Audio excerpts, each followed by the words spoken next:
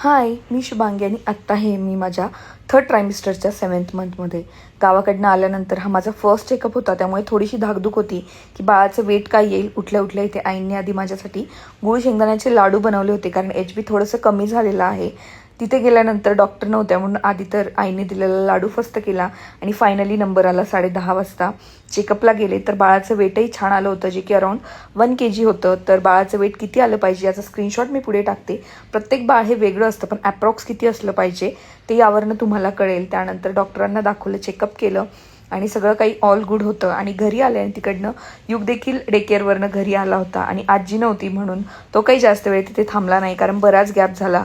त्यानंतर आता बाळाच्या किक्स खूप छान प्रकारे जाणवायला लागल्या आहेत.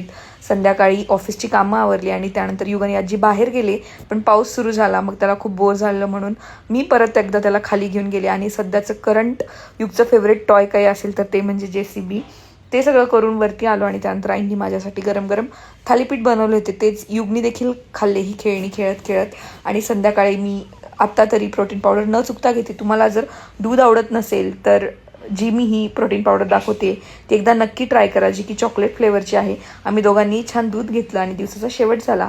भेटूया आपण नेक्स्ट व्हिडिओमध्ये. बाय.